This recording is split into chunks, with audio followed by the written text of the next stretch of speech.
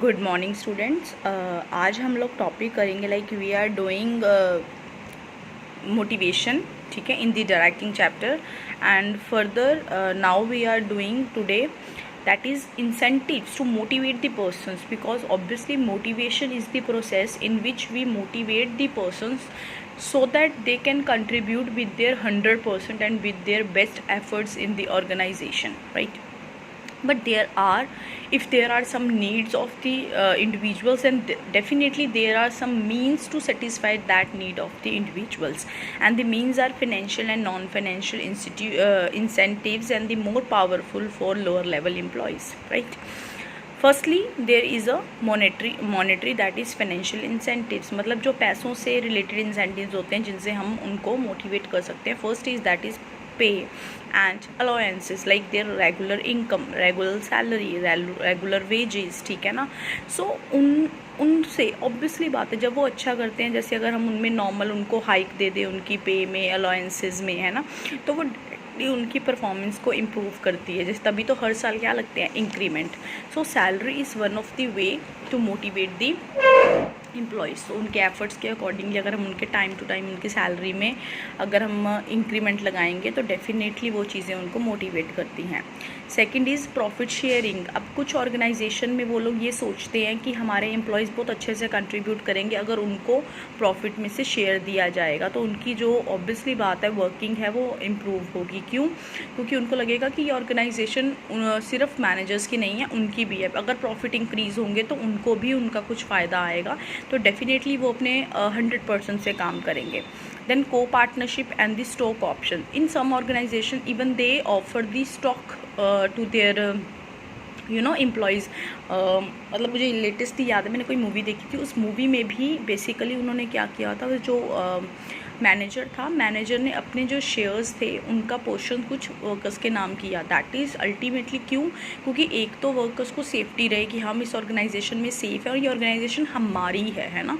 So obviously जब वो हमारी वाली फीलिंग होती है तो फिर हम वहाँ पर वो काम जॉब की तरह नहीं करते, वहाँ पर वो काम हम अपना समझ के अपने 100% एफर्ट से करते हैं, ठीक है. बोनस देना ऑब्वियसली ईयरली या किसी फेस्टिवल पे, ये चीज़ें उनको क्या करती हैं, मोटिवेट करती हैं कि हमारे एफर्ट्स को रिकॉग्नाइज़ किया जा रहा है, हमारे बारे में सोचा जाता है. कमीशन. इन सम जॉब्स ऐसी होती है जहाँ पे कमीशन बेस्ड जॉब होती है कि आप जितना ज़्यादा अच्छा करोगे, लाइक जितनी ज़्यादा आप सेल्स करोगे उसके अकॉर्डिंगली उतनी ही ज़्यादा आपको क्या मिलेगी, कमीशन मिलेगी. तो उससे जो एम्प्लॉयज़ हैं वो मोटिवेट होते हैं कि सो दैट हम ज़्यादा करें, बिकॉज हम जब ज़्यादा करेंगे तो डेफिनेटली हमें कमीशंस भी क्या आएंगी, ज़्यादा आएंगी, राइट. उसके बाद है आपकी productivity linked with wage incentives. अब वही वेज इंसेंटिव्स वाली बात ही आ गई, वही कि अब फॉर एग्जांपल जैसे under differential piece wage rate system क्या होता है कि आप जितने ज़्यादा पीस बनाओगे उतनी ही ज़्यादा आपको सैलरी मिलेगी, उसके साथ हिसाब से काउंट होकर.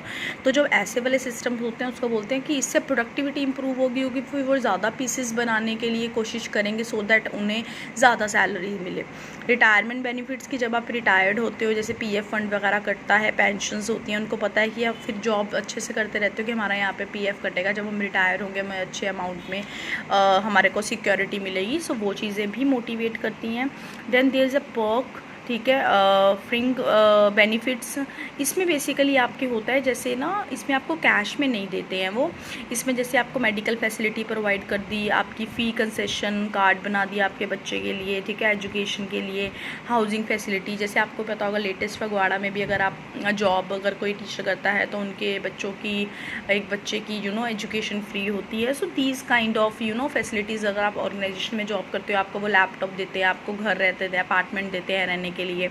सो ये तरह के बेनिफिट्स जो हैं ऑब्वियसली ये चीज़ें भी मोटिवेशन का काम करती हैं. उसके बाद है नॉन मॉनेटरी इंसेंटिव्स. अब क्या होता है कि हर जगह पैसा नहीं काम आता, लाइक कुछ चीज़ों में पैसा ठीक है बट समटाइम पीपल्स की अदर नीड्स भी होती हैं, जैसे कि स्टेटस. अब हर किसी को होता है कि ठीक है मेरी जॉब है, मैं पैसा, क्योंकि पैसा तो वैसे भी गलत कामों से भी कमाया जाता है, लेकिन हर कोई गलत काम करने के लिए फिर डरता क्यों है, अगर वो इतना ही वो है कि हाँ जी पैसा है, मेन पैसा ही है तो नहीं. Because status, rank, authority, responsibility, recognition, Prestige, क्या स्टेटस है है उनका उस ऑर्गेनाइजेशन में, उनकी पोजीशन क्या है, ये चीज़ें भी उन लोगों को कहीं ना कहीं जो है मोटिवेट करती हैं। कईयों को ये चीज़ होता है कि हमारा एक अच्छा सा स्टेटस हो, हमारी रिकॉग्नाइजेशन हो, हमारी थोड़ी चढ़ाई हो, है ना। सो ये चीज़ें उनको सेल्फ एक्चुअलाइजेशन और एस्टीम नीड पूरी करने में हेल्प होती हैं और ऑब्वियसली उनका जो है वो मोटिवेट होते हैं। देन ऑर्गेनाइजेशनल क्लाइमेट, अब ऑर्गेनाइजेशन का माहौल कैसा है। समटाइम ऐसा होता है कि हमें सैलरी तो अच्छी मिलती होती है उस जगह पर, लेकिन हम वहाँ पर काम करना पसंद नहीं करते। क्यों? क्योंकि वहाँ पर जो जॉब इन्वायरमेंट है ना वो फेवरेबल नहीं होता, वो अच्छा नहीं होता, ठीक है। बहुत ज़्यादा लेग पुलिंग एंड मेंटल, उससे फिर क्या होता है, एम्प्लॉयज़ को मेंटल स्ट्रेस आता है। जब कॉपरेशन नहीं होता तो एम्प्लॉय चाह कर भी अच्छा काम नहीं कर पाता। अब एक काम अच्छा कर रहा है, ठीक है, बट सामने वाला उसकी लेग पुलिंग कर रहा है और उसके काम को ख़राब करने की कोशिश कर रहा है समटाइम्स, है ना, तो अल्टीमेटली वो चीज़ें फिर काम कर नहीं पाती हैं, ठीक है। So organizational climate is also is very important if you want to motivate your employees, right. So career advantage, अब ये भी होता है कि कई लोगों की ठीक है सैलरी सब कुछ ठीक है, बट उनको होता है कि यार यहाँ पे ग्रोथ नहीं है ऑर्गेनाइजेशन में, है ना, कोई मतलब यहाँ पे ग्रोथ फैक्टर नहीं आ रहा, कोई एडवांसमेंट नहीं है, कोई चैलेंजिंग जॉब नहीं है। सो ये भी कहीं ना कहीं उनको डीमोटिवेट करते हैं, वो प्रॉपर से मोटिवेट नहीं होते, क्योंकि हर इंसान को लाइफ में कुछ चेंज चाहिए होता है। अपनी स्किल्स और एफिशिएंसी को इम्प्रूव करने के लिए अपॉर्चुनिटीज़ होती हैं, उनके अंदर क्यूरियोसिटी होता है कि हम भी अपने स्किल्स और एफिशिएंसी को इम्प्रूव करें। सो ये चीज़ें बहुत इंपॉर्टेंट हैं। Now job enrichment and assignment of challenging job, वही जो से मैंने बात बोली कि एक चैलेंजिंग जॉब मिलना, कि हाँ जी वैरायटी आना, अपॉर्चुनिटी आना कि जहाँ पर वो अपनी स्किल्स को शो कर सकें। उनको अगर चैलेंजिंग जॉब मिलेगी, ऑटोनॉमी टू परफॉर्म, फ्रीडम मिलेगी, इंटरेस्टिंग जॉब्स होंगी, सो डेफिनेटली ये चीज़ें भी मतलब एम्प्लॉयज़ को सेटिस्फेक्शन मिलेगा, वो मोटिवेट होंगे, है ना। So job enrichment and assignment of challenging job, मतलब जॉब का प्रॉपर से जॉब जो काम करना है उसकी ग्रोथ होना, उसमें वैरायटी आना, ठीक है ना। Next employees recognition, yes sometimes again difference between people to people, like people want that if they did something good, then the manager should appreciate that and recognize that work. So recognition is the another, because in this basically they satisfied their ego satisfaction, because जब हम कुछ अच्छा करते हैं but सामने वाला हमें कोई फीडबैक नहीं देता, उसका कुछ हमें रिटर्न में नहीं अप्रिसिएशन, या हमारे काम को रिकॉग्नाइज़ नहीं करता, हमारे को इट्स नॉट जस्ट कि हाँ वो उसके लिए कोई हमें फाइनेंशियल सपोर्ट दे, लाइक कोई बोनस दे या कोई ऐसा दे, बट ऑब्वियसली अगर मैंने कुछ अच्छा किया है तो उस चीज़ के लिए पब्लिक प्लेस पे या ऑर्गेनाइजेशन में रिकॉग्नाइजेशन देना, है ना, मीन्स वो एक बहुत ही इंपॉर्टेंट चीज़ है, जिससे हम प्रॉपर फीडबैक कहते हैं कि whenever the good efforts और the positive attitudes are shown by the subordinate, it must be recognized by the superior in the public and in preference of other employees. So इससे क्या होता है, उनको motivation मिलता है, क्योंकि जब नेगेटिव एटीट्यूड में मिस्टेक करें तब भी should be discuss with the private by calling the employees in cabin. So ये चीज़ें क्या भी करती हैं, ये चीज़ें भी उनको मोटिवेशन में बहुत ज़्यादा हेल्प करती हैं। Then there is a job security. अब ऑब्वियसली बात है, एक पर्सन को ये भी होना चाहिए कि हम उन्हें जॉब की सिक्योरिटी प्रोवाइड करें। जॉब की सिक्योरिटी कि उनको ये हो कि मेरी जॉब यहाँ पर सेफ़ है, means life time bonding between the employees and organization. की job security means give a permanent and confirmation letter कि आप यहाँ पे सेफ़ हो, आपको हम इस तरह से कभी जॉब से नहीं निकालेंगे, तुम्हारी जॉब यहाँ पर पक्की है। तो उनको एक सेफ्टी रहता है, मन में सेफ्टी रहते हैं, तो डेफिनेटली वो अपने 100%, जब कोई इंसान के अंदर डर हो कि ये तो कभी भी जॉब से निकाल देंगे, यहाँ पे क्या भरोसा है, ये है वो, तो इंसान जब डरा हुआ रहता है तो डेफिनेटली वो नहीं अच्छे से काम कर पाता। एक जॉब की सिक्योरिटी होगी, मन में सेफ्टी होगी, तो वो बहुत अच्छे से परफॉर्म कर पाएगा। देन एम्प्लॉयज़ पार्टिसिपेशन, वही किसी भी डिसीज़न लेना है, कोई भी ऑर्गेनाइजेशन में इंपॉर्टेंट डिस्कस करना है कुछ भी, तो एम्प्लॉयज़ को भी साथ में इन्वॉल्व किया जाए, उनको भी डिस्कशन में इन्वॉल्व किया जाए, तो इनको फिर बिलोंगिंगनेस फील होती है ऑर्गेनाइजेशन में। उनको ऐसा लगता है कि हाँ ये ऑर्गेनाइजेशन हमारी है, मेरी है, तो definitely one of the tool है ये भी मोटिवेशन का। Then autonomy and employees empowerment, मतलब फ्रीडम देना सबॉर्डिनेट को कि सो दैट उनमें कॉन्फिडेंस डेवलप हो, वो किसी भी काम को अपने लेवल पे थोड़ा सा कर पाएँ, अपनी पॉजिटिव स्किल्स को प्रूव कर पाए that they are performing to the best when freedom is given to them, कि उन पे 24 घंटे डंडा नहीं रखना चाहिए, उनको समटाइम फ्री भी दो सो दैट वो अपने लेवल पे करके दिखाएं और ये दिखाएं कि हाँ जी हम जब हम खुद पे भी कर रहे हैं विदाउट फ्रीडम विद फ्रीडम तो हम लोग अच्छा काम ही कर रहे हैं। तो फ्रीडम होना भी बहुत ज़रूरी है, हर टाइम हम उनको लीडरशिप में और बाउंड करके काम नहीं करवा सकते, right? These are some tools of motivation. Now about the next topic is that is leadership. अब leadership is basically to lead something, basically इसमें होता है कि गाइड तो करना बट उनको लीड करना, मतलब उनको इंस्ट्रक्शंस देना, ठीक है। So leadership is a process of influencing the behaviour of people at work towards the achievement of specified goal, कि जो गोल है उनकी तरफ उनको डायरेक्शन देकर उनको उस चीज़ का रखना कि हाँ वो प्रॉपर से अपना काम अच्छे से परफॉर्म करें, एंड उनको उनके बिहेवियर को इस तरह से मतलब इस डायरेक्शन में रखना, चाहे वो लीड करके उनको है ना उनको ऑर्डर दे के या वट एवर जो भी उनका प्रोसीजर होगा। लीडरशिप में बेसिकली यही है कि उनको डायरेक्शन के तरफ रखना सही, कि सो दैट जो स्पेसिफिक गोल है वो अचीव हो जाए। अब इसके इन एलिमेंट्स क्या हैं, ये प्रोसेस ऑफ इन्फ्लुएंस है, उन पर प्रभाव डालने वाला, always for achievement of organisational common goal के लिए ये हेल्पफुल है, मस्ट बी मिनिमम 2 और मोर पीपल जो प्रेजेंट होने चाहिए, बिकॉज लीड हम किसको करेंगे है ना, on behaviour is not the leadership, जिन पर हम लीडरशिप कर रहे हैं, ठीक है। And should be get the willing of cooperation of employ, note the forceful cooperation नहीं होना चाहिए, इसमें विलिंगनेस होनी चाहिए कॉपरेशन के लिए, ठीक है। यही है आपके कंटिन्यूस प्रोसेस होता है, अचीवमेंट ऑफ कॉमन गोल के लिए बहुत हेल्पफुल है, रिलेशनशिप डेवलप करता है लीडर एंड फॉलोअर के बीच में, चेंज लाने की कोशिश करता है एम्प्लॉयज़ के बिहेवियर के बीच में, एंड सबसे बड़ी बात है it's indicate the ability of individual to influence the other, कि वो किस तरह दूसरों को इन्फ्लुएंस कर सकते हैं।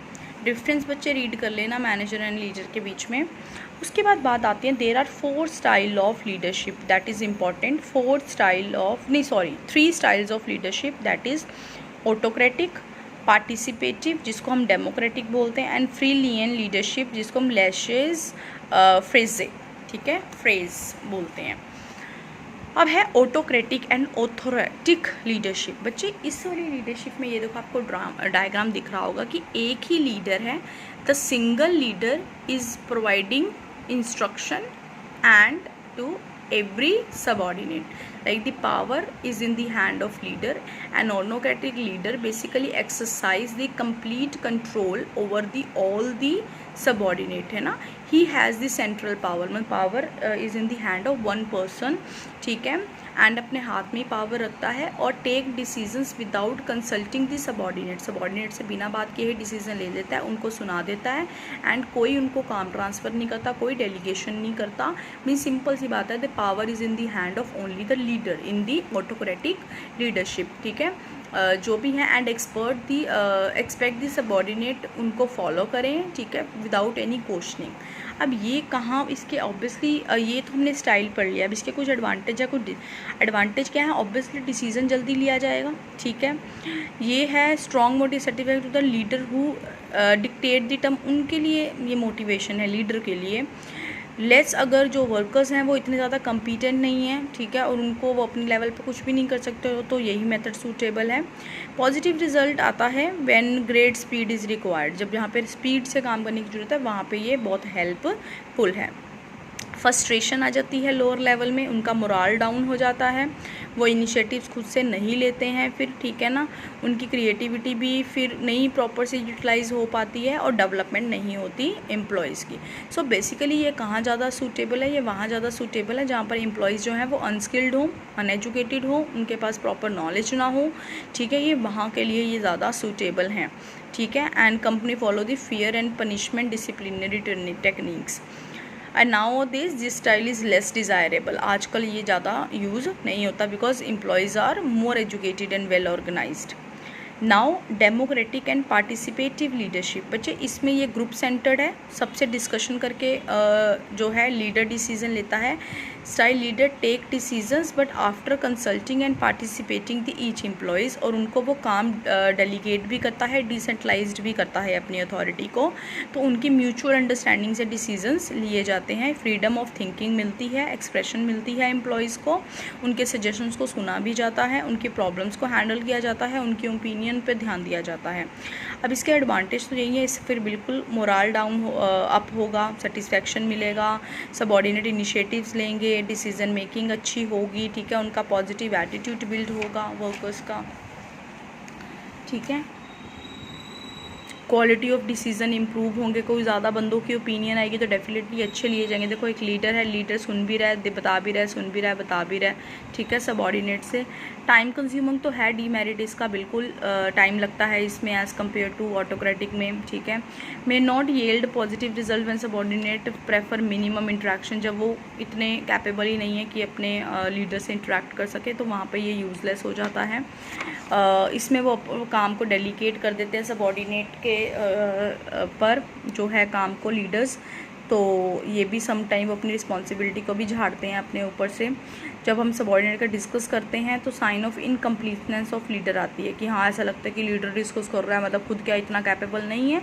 सो ऑब्वियसली हर चीज़ के कुछ पॉजिटिव हैं कुछ नेगेटिव हैं, समटाइम्स वो अच्छे से पूरे होते हैं और समटाइम तो सूटेबल वहाँ है जहाँ पर हमें चाहिए कि कंपनीज़ का goal of companies to increase job satisfaction and independence of employees के एम्प्लॉयज़ को पूरी इंपॉर्टेंस देना, share the decision making power with the subordinate and they accepted the goal of the organisation, जहाँ पे जो सबऑर्डिनेट है उसको वो अपना ऑब्जेक्टिव समझते हों ऑर्गेनाइजेशन का, तो वहाँ पर ये बहुत सूटेबल है। अब है free rein and laissez faire leadership. In this basically the complete delegation of authority so that the subordinate themselves take decision. इसमें लीडर डिसीजन नहीं लेता, इसमें सबऑर्डिनेट्स ही डिसीजंस लेते हैं। In this style leader avoid power, वो power अपने पास रखता ही नहीं है। He serve only as a contract to be bring information and resources needed by the subordinate. जो जो उनको इन्फॉर्मेशन चाहिए वो प्रोवाइड कर देते हैं, but it just maintaining a link. He is not basically having any power, वो अपने तक पावर नहीं कर सकता, वो सारी पावर को क्या कर लेता है डेलीगेट कर देता है। पॉजिटिव इफेक्ट क्या है, जॉब सेटिस्फैक्शन आता है, मोराल अप होता है, मैक्सिमम स्कोप आता है डेवलपमेंट का सबऑर्डिनेट्स के अंदर, प्रॉपर यूटिलाइजेशन होती है उनके पोटेंशियल एंड कैपेसिटी की। बट डीमेरिट ये है इसका कि sometime do not get the guidance and support of the leader, तो वो ignore the contribution of leader का तो फिर कोई कंट्रीब्यूशन ही नहीं है। And may work in the different direction, results in the conflicts on chose आने के चांसेस होते हैं। सूटेबल ये वहाँ पर है ज़्यादा जहाँ पर properly trend and self motivated जो है, हाईली एजुकेटेड जो हैं वो लेबर्स हैं और they are self responsible, like वो खुद ही बहुत ज़्यादा जिम्मेवार हैं अपने किसी भी काम के लिए, तो ये वहाँ पर ज़्यादा सूटेबल है। ठीक है, ये बच्चे 4 मेथड हैं लीडरशिप के, and then we will do communication in the next video.